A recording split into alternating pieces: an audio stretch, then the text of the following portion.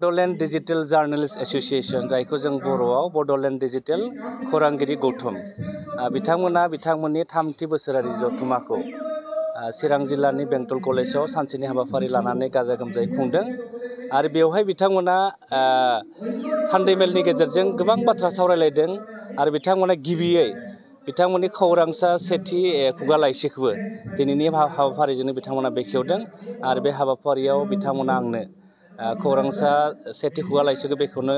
खाबु होदोंमोन आं बिनि थाखाय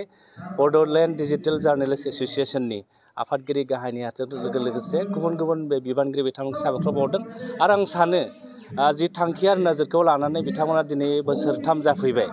आरो बे थांखि आरो नोजोरनि गेजेरजों फैबाय थानाय समाव बे मोनबा जिल्लायाव फारियै बिटिआरनि मोनबा जिल्लायाव जे जोंनि थुनलाइनि बिथिङाव समाजारि बिथिङाव सोलोंथाइनि बिथिङाव रांखान्थि बिथिङाव राजखान्थि बिथिङाव जिखिनि जोंनाव सोलायनांगौ दङ बे बड'लेण्ड डिजिटेल जार्नेलिस्ट एस'सिएशननि गेजेरजोंनो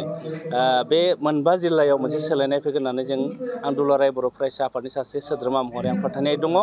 आरो बिथांमोना बे हाबाफारिखौ लानायनि थाखाय आं दुलाराय बर' फरायसा आफाद आरो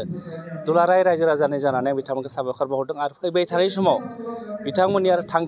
थांखि आरो नोजोरा मोजाङै जाफुंसारथों आं बेखौ मिजिंथिबाय आरो मोनसे खोथाखौसो आं दिनै बुंनो नागिरदों जोंनि गेजेराव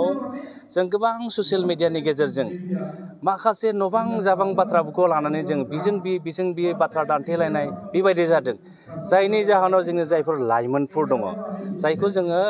जाय लाइमोनफोरा 10 बोसोर 15 बोसोरनि उनाव बा 20 बोसोरनि उनाव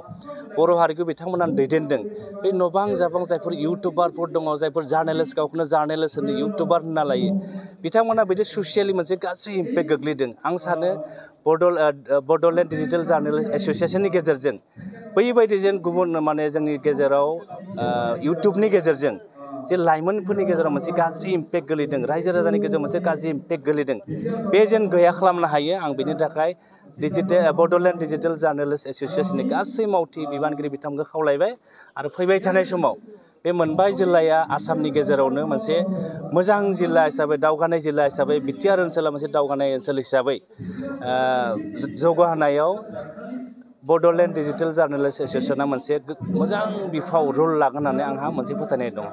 गोजोन्थों।